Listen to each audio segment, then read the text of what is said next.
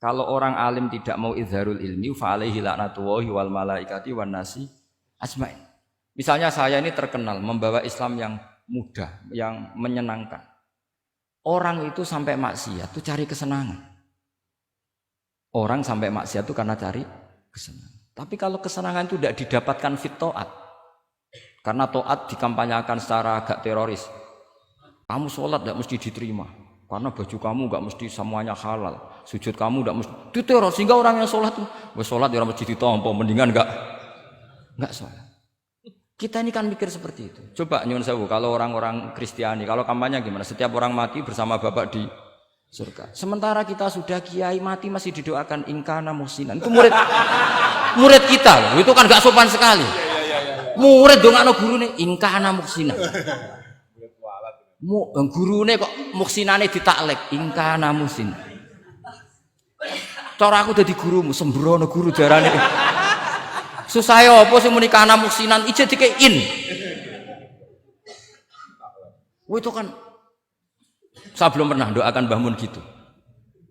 Kalau saya mendoakan beliau supaya diampuni, doa saya tak rubah gini. Ya Allah antal ghafur wa anta dzu maghfirah. Maka sepatutnya jenengan mengampuni guru saya. Jadi saya tuh kalau bilang ingkana itu kayak gimana gitu. Tapi ini urusan daug ya, sampean enggak boleh protes. Tapi sanate ngono Gus, kitab-kitab ngono, sampean ngrubah sanad. Ya saya kalau enggak bisa apa-apa kalau sampean protes gitu. Sampean ngrubah adab kalau gitu. Nak protes-protesan. Lu coba misalnya Syekh Abdul Qadir Jailani itu Sultanul Aulia ya. Terus beliau misalnya wafat di pelosok. Terus kamu berdoa ingkana muhsinan coba. Ini ketuane wali di ingkana. Mbok yo wong ndek akhlak sithik gitu maksudnya. Wong sak donya iku ya tabarraku bi. Ya tabarraku nabi. Saiki ditaklek ingkar. Saya tuh belum pernah doain guru-guru dengan, meskipun saya tahu itu doa yang, karena pilihannya gini, misalnya sampean protes, Gus wong sanate ngono. Jangan-jangan mancen apalam mau ikut tok.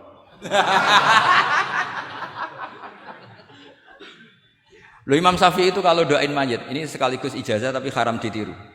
Ya tapi ijazah tapi haram ditiru. Imam Syafi'i itu pernah ngecewakan seseorang karena beliau itu idola, ada orang meninggal beliau diminta rawuh. Doanya hanya gini tok, ya Allah, Engkau itu tetap menjadi Tuhan meskipun tidak menyiksa orang ini. Jadi menyiksa orang ini tidak kebutuhan Engkau. Kalau tidak jadi kebutuhan Engkau ya tidak usah dilakukan Gus. Itu terus pulang keluarganya gerembeng. Iki piye ndonga ngono tok. Tapi satu keluarga itu diimpeni mayit itu diampuni gara-gara doanya Imam Syafi'i. Ya Allah, anta ghaniyun. Anta itu ghaniyun an adzabim. Engkau tidak perlu menyiksa orang ini. Engkau tetap Tuhan, tanpa menyiksa orang ini tetap Tuhan. Jika itu tidak kebutuhan engkau, ya sudah, tidak usah dilakukan. Terus iya. Jadi kalau saya doain guru-guru, ya Allah, sifat ghafur engkau itu pasti efektif. Gak mungkin sifatnya jenengan kok boten tembus. Ya sudah, ya seperti itulah ya Allah.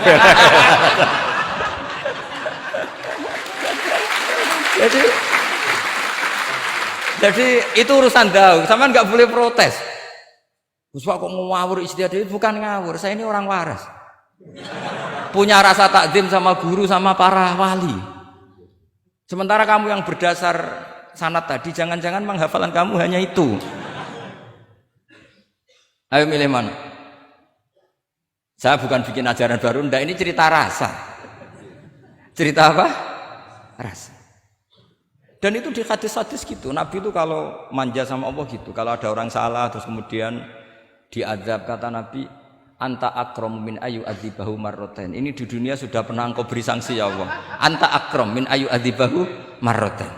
Tapi kalau belum disiksa kemudian dia aman-aman saja di dunia, engkau itu akram, engkau sudah mulia, gak pantas sudah menyelamatkan di dunia, kemudian jenengan dendam di akhirat masih.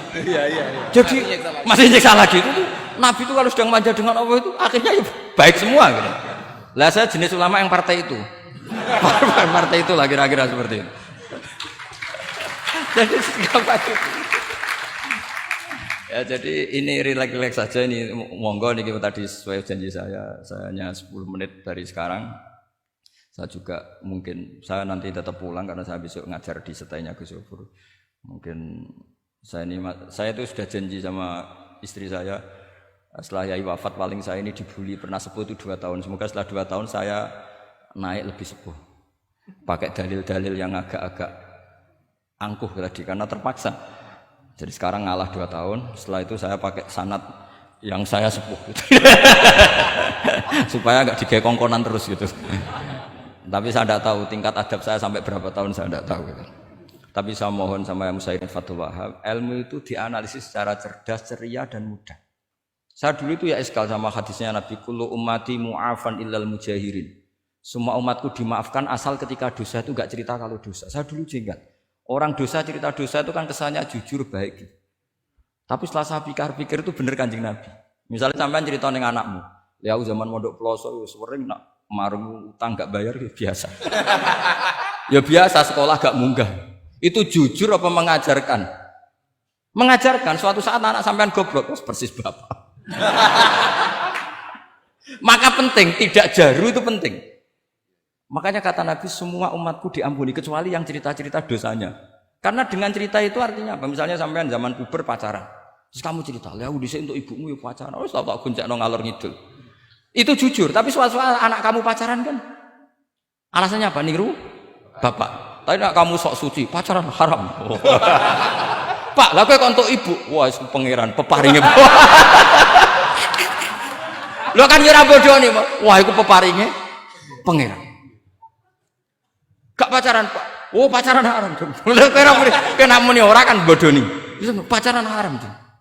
Aku untuk bojo peparinge Allah. Wah, itu dimaafkan malah itu. Lho coba nyuwun sewu, ini analogi ya nyuwun sewu. Kalau andekan semua yang pernah zina itu ngaku zina. Kalau itu jumlahnya 1000 saja, 1000 itu punya keluarga. Satu orang minimal punya keluarga 10. Akan dipakai justifikasi kalau suatu saat zina berdasar pernah Pak D-nya atau Pak L-nya. Iya enggak? Tapi kalau semuanya enggak ngaku dan semuanya nyuwun sewu sok suci. Wanteng ning masjid, sak wiridan nangis. Wan anak putune kok, wah mbahku khusuk kuat. Padahal nangisnya perkara nyesal tahu mau. Tapi artinya apa? Konsep yang dikatakan Rasulullah SAW itu kan luar biasa. Kullu ummati mu'afan illal mujahirin. Karena dengan jihar, memang di situ masdarnya kok jadi jihar. Jadi bukan ijhar tapi jihar. Jadi memang bahasa Arab itu agak unik. Misalnya di nahwu itu masdar itu kalam. Kalam berarti sulasi mujarrad. Tapi fiilnya enggak kelaku. Kalimah yaklimu kalaman itu enggak melaku. Sing melaku lam yatakallam. Tapi padahal masdarnya kalam. Jadi suara sama raya kok pengalaman. Masalah lughat itu pengalaman sekali. Jadi memang bahasa Arab itu lucu. Apalagi lafadz bagho malah paling kasus dalam bab yungqalu. Bagho maknane lacut. Bareng melok wazan imbagho yang bagi sayukjo. Iku piye? Biasanya makna sulasi mujarrad sama mazid itu kan enggak beda-beda jauh. Bareng kena bagho tuntas. Bagho dadi yang bagi. Nang takok, yang bagi sulasi mujarrad apa? Bagho, Pak. Bagho maknane apa? Jadi tiang-tiang lacut, Pak. Mergo wis bingung gurune penerangno bingung. Daripada bingung wis jare tiang-tiang maknane lacut. Kayak laisa ku fi'il mandi, mudhari endi? Ora ono mudhari. Mandi kok ora ono mudhari? Ya mandi wae ora usah mudhari. Terus repot bahasa Arab wis repot. Kene ora melok dibahas mau apa coba? Ya sudah takdir ngono ya sudah. Jadi apa yang dikonsepkan Rasulullah SAW itu pasti yang terbaik. Bahkan Imam Ghazali ikut berkampanye wa inna ya termasuk pemberian Allah terbaik adalah sitra. As-sitra itu atau tutup. Jadi hifdzul qaba'ih menjaga supaya keburukan kita tidak kelihatan itu termasuk kebaikan. Bukan dianggap tidak jujur karena tadi kalau semua keburukan kita tampakkan maka akan menjadi masif. Misalnya kamu cerita, misalnya insya Allah lah kita yakin semuanya kita insya Allah diselamatkan dari zina. Misalnya cerita dosa yang kecil-kecil saja. Misalnya ini pondok utang rambayar atau rokokan, gak jamaah. Terus kamu ceritakan anak kamu, itu bukan jujur, mesti sebagai alat. Jadi cara anak kamu, wah disanggup, cocok. Suatu saat aku goblok kayak bapak. Aku di sekolah cung sering ramunggah. Anakmu mondok wis tenang, santai. Nak ramunggah dalile bapak. Tapi nak kowe cerita, mondok meniti pelosok. Pirang tahun, Pak? 10 tahun. Kepengin ngit mayai, kepengin mondok susu ben barokah.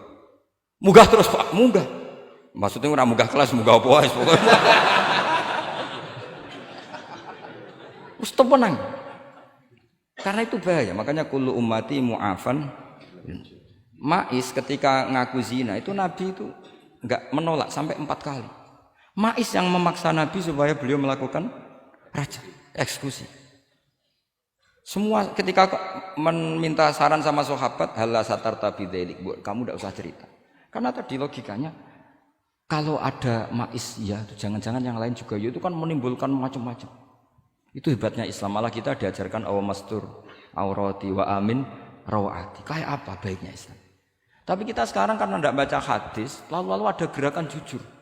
Mari semua meresapi dosa masing-masing. Kamu pernah ini istighfar terus nangis. Jebule gerakan ngono iku ya nyun sewu ya ono duwike kan yo repot.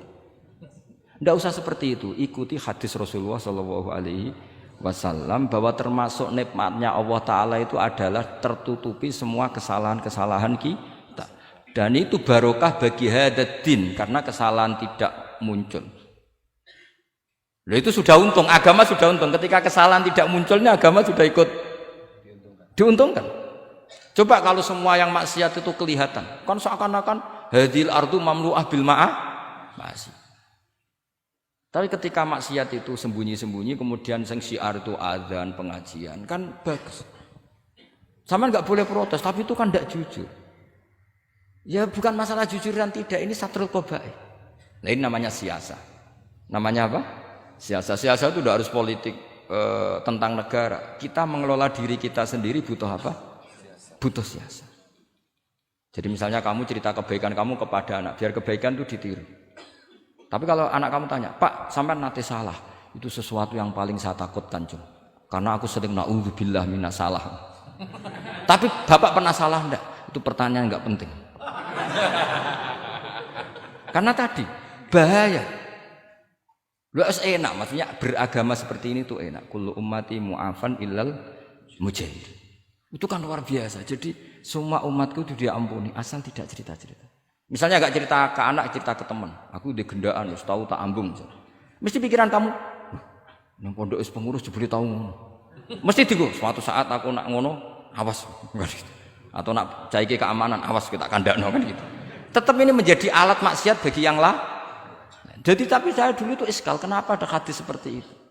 Tapi setelah saya analisis, memang kalau ijtihad atau ijhar itu efek negatifnya luar biasa. Dan kita harus iktidak bi Rasulillah sallallahu alaihi wasallam. Ya tentu idealnya yora maksiat, yora konangan maksiat. Memang karena tidak pernah itu ideal. Memang enggak konangan karena tidak pernah melakukan. Ya saya kira demikian. Saya mohon supaya ya tadi ya saya Fathul Wahab dari kitab Manhajut Tullab. Itu dikarang Zakaria Al-Ansori piyambak Zakaria. Tapi kitab itu sebenarnya dari Minhajut Thalibin. Minhajut Thalibin dari kitab Al-Muharrar. Itu dari kitab Basit, Wasit, Wajiz. Terus itu dari kitab Nihayatul Matlab fi Dirayatil Madhab. Itu mensarai kitab Mukhtasarul Muzani. Karangannya Imam Muzani ketika diimlakkan Imam Syafi'i. Karena semua karangan Imam Syafi'i itu amla alaina Syafi'i. Ya, amla alaina Syafi'i. Makanya kalau sampean ngaji muin qala fil Buaiti. Buaiti itu nama orang. Ekola Syafi'i fil Buaiti, ekola Syafi'i wa amlahu alal Buaiti. Makanya kola fil Buaiti, kola fil Muzani itu nama orang. Artinya karena Imam Syafi'i itu hanya mengemplakkan. Terus muridnya nulis.